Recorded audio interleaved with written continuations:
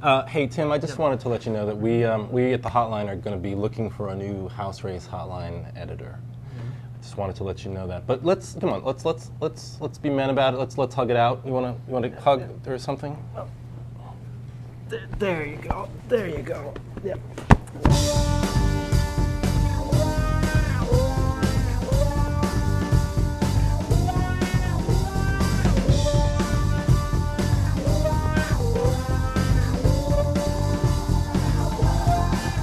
Welcome to Hotline TV. I'm Tim Sod, nay, Governor David Paterson. And I'm John Mercurio. All right, the New York governor's race has been heating up this week, Tim Sod.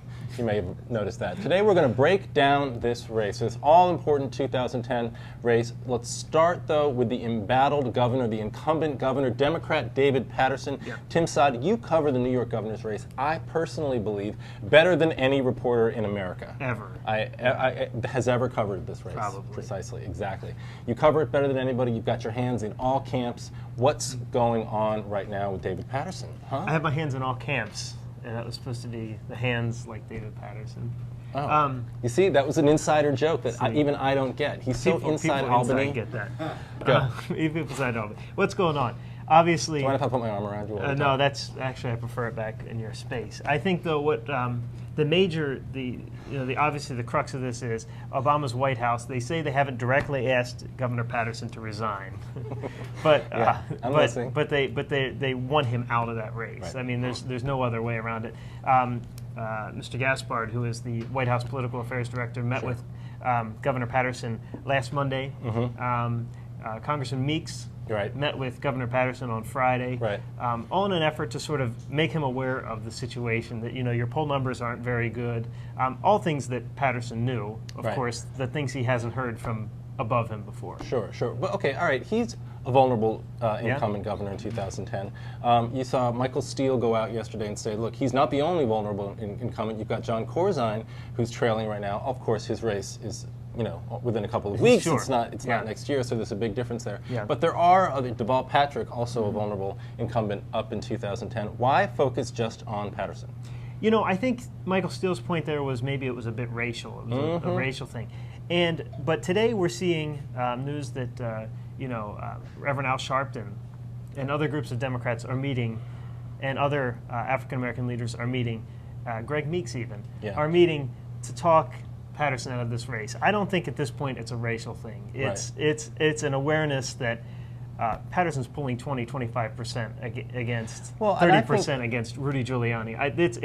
It's the writing is on the wall. And I think what distinguishes the New York race from Massachusetts and other races where there are vulnerable incumbents is that you have waiting in the wings Andrew Cuomo, a very qualified statewide name with more than $10 million in the bank, current state attorney general, who polls at this point far above, I think at least 10 or 12 points above Rudy Giuliani. If he's on the ticket. But his fingerprints are nowhere on this story. Has he just done a really good job of manipulating the story, playing the way that this is, seeing how this is all played out? Or is he really just sort of waiting over outside the action for Paterson to resign? You know, it's interesting. Down. It's interesting because he's avoided the story completely. His spokesperson he won't talk about this story at all, which is a smart move. But it's also a microcosm of everything he's done during the whole Paterson tenure. He has just avoided Paterson, avoided the problems, the legislative problems, everything. He's just stayed completely away from it. And he's just done a very good job of distancing himself completely from this administration so that people view him as a complete outsider. So there's no David Paterson taint on him whatsoever. And he's just been separate completely from governor. So what's your call? How long do you think Paterson survives? Time-wise, I don't know, but it's certainly looking like everything is at this point rolling up. I mean, Obama, I think, at this point, I think Obama was like the top of the wave that started to tilt everything over. Everything was going in that direction. This just sort of hurries it along. So let's assume Paterson does resign, or not resign, but not run. Announce he's not running for re-election, or for election. I guess he was never actually elected governor. Oof. And let's look at the landscape as it would exist without Paterson in the race. We've already mentioned Andrew Cuomo, Democrat, state attorney general, gets into the race. What does it look like if he is the Democratic nominee? if he's the Democratic nominee, all polls now show he is the prohibitive front runner, although not as he was as a race against him with Paterson in a primary would look like. It's a much closer general election race. Rudy Giuliani is considering running now. No one really knows if he's going to or not. You know, his history on getting into races, getting out of races is not very. Whenever people say he's considering the race, doesn't necessarily mean he's getting in. Very true. Very true. So I think people. 2000. You're talking about the 2000 Senate. That's right. Where he got in and then got out, never officially got in. That's right. 2008 presidential, he did run. He did get in and lost. Ran a lackluster campaign. New York is obviously a different case. Voters know him there. They know what he did in New York City. Mm-hmm. So what's the winning strategy for Democrats, and then we'll go to the Republicans? Winning strategy for Democrats in a primary with Cuomo. With Cuomo, definitely, he's the clean guy. He's Mr. Clean. He's the one going through all these investigations with the banks in New York City. I mean, he has just such a reformer image that Governor Eliot Spitzer had before he got into his problems. So interesting. He has they both come from the same position. Obviously, he has such a reformer image. He's cleaned it up. He's cleaned up his image since he lost he got into the 2002 governor's race and then got out at the last minute. Right. He's cleaned up. I mean, that was his low point. He's just bounced back, and he is the golden boy of New York. And as we all know about Andrew Cuomo, the big difference between him and Eliot Spitzer, he is not currently married. That's right. Although he's dating someone from the Food Network, I think. Interesting. All right, that's a whole other show we'll have to focus on. Okay, so we've got the Cuomo story sort of squared away. If Rudy Giuliani does run, talk to me about what that race looks like, how he can win, even though polls currently show him trailing, and what that race might look like.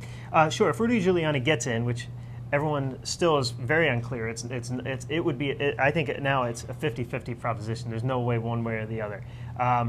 If he does get in, he currently trails Cuomo by about 10 points, 10, 12, 13 points, 55-42, something like that. It's definitely a race he could make up and win. I mean, he's shown that he can, in New York City, he's shown that he can overcome odds and win these races. He has a history. He has a record he can prove in New York City.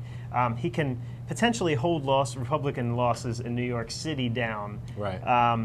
Still, Cuomo would have such a huge wave there, but he could hold down so that it wouldn't be so unbalanced. He could also do better in places like Staten Island and Long Island, and places where Republicans do okay, but Giuliani would do much better than a typical Republican.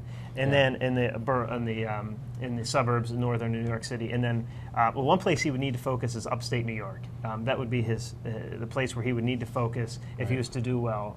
Cuomo has shown that he's circling upstate. He knows he needs to do okay there. If he does okay there, he wins this flat out. Republicans love Rudy Giuliani. They love to run him up the flagpole and talk about him as a potential candidate. I can't imagine, frankly, that he does well. I really don't think he's even 10 to 12 points. I don't think it's even a 10 to 12 point race if he runs against Andrew Cuomo. This is not the same Rudy Giuliani who 9 years ago was going to run against Hillary Clinton for Senate. It's not the same Rudy Giuliani who was mayor of New York. As a Republican over the past decade, he shifted, I think, sharply to the right. He had to run in a Republican primary for president in 2008, in which he espoused a lot of, or he abandoned a lot of social positions that he'd taken that were much more to the left as a mayor of New York.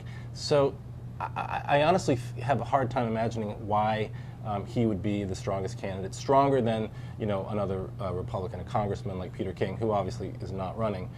I don't know. I scratch my head every time I hear about Republicans excited about Giuliani as a candidate. And New York is a completely different state than 2000 too. So I agree, and I think that's part of the reason, obviously, why he has such apprehension of getting into the race. I think it would be a disaster for him. All right.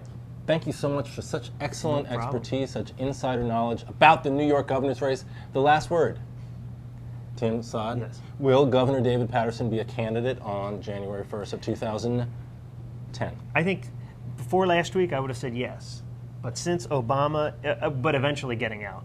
But since Obama's gotten in, I can't see how he stays in to the first of next year. So I say no. Yeah, I say no too, but I wonder, I agree. I think he's out before January 1st, but I really do wonder because he, it seemed to work better for Cuomo's strategy that he not have to get in until the very last minute, which would be sometime in the middle of 2010. That's but right. This moves up the calendar. Thank you, Obama administration, for shaking up this race.